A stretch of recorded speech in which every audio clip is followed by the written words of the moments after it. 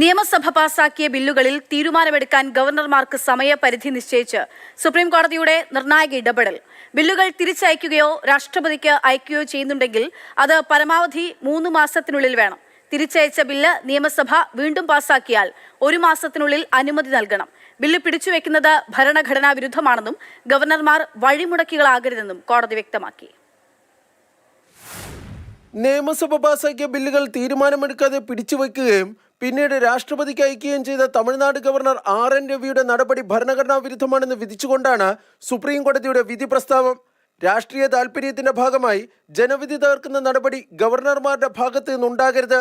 ബില്ലുകളിൽ തീരുമാനമെടുക്കുന്നതിനുള്ള സമയക്രമവും justice JB Pardiwala അധ്യക്ഷനായ supreme കോടതി bench തയ്യാറാക്കി. സംസ്ഥാന മന്ത്രിസഭയുടെ ഉപദേശപ്രകാരം ബില്ല് തിരിച്ചയക്കുകയോ രാഷ്ട്രപതിക്ക് അയക്കുകയോ ചെയ്യുന്നുവെങ്കിൽ അത് 1 മാസത്തിനകം വേണം. മന്ത്രിസഭയുടെ ഉപദേശമില്ലാതെ ബില്ല് തിരിച്ചയക്കുകയാണെങ്കിൽ അത് 3 മാസത്തിനുള്ളിൽ വേണം. തിരിച്ചയച്ച ബില്ലുകൾ നിയമസഭ വീണ്ടും പാസാക്കി അയച്ചാൽ അതിൽ ഗവർണർ 1 മാസത്തിനുള്ളിൽ അംഗീകാരം നൽകണം. സുപ്രീം കോടതി വിധി തമിഴ്നാടിന്റെ മാത്രമല്ല എല്ലാ സംസ്ഥാനങ്ങളുടെയും വിജയമാണെന്ന് മുഖ്യമന്ത്രി MK സ്റ്റാലിൻ നിയമസഭയിൽ പറഞ്ഞു.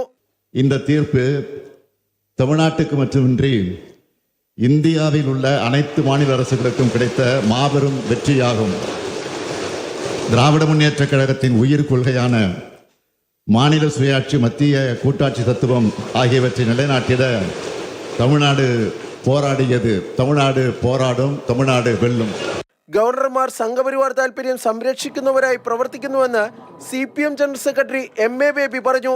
കേരളത്തിലെ മുമ്പുണ്ടായിരുന്ന ഗവർണർ ഈ തമിഴ്നാട് ഗവർണറോടൊക്കെ മത്സരിക്കുന്ന വിധത്തിലാണ് ജനാധിപത്യ തത്വങ്ങളും സംസ്ഥാന ഗവൺമെന്റിന്റെ അധികാരാവകാശങ്ങളും ഹനിച്ചുകൊണ്ടിരുന്നത്. അതിനെതിരായിട്ട് കേരള ഗവൺമെന്റ് സുപ്രീം കോടതിയിൽ പോയിരുന്നു.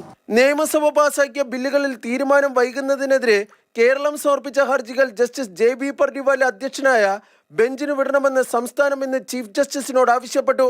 എന്നാൽ ഈ ആവശ്യത്തിൽ ചീഫ് ജസ്റ്റിസ് സഞ്ജീവ് ഖന്ന തീരുമാനം പറഞ്ഞില്ല.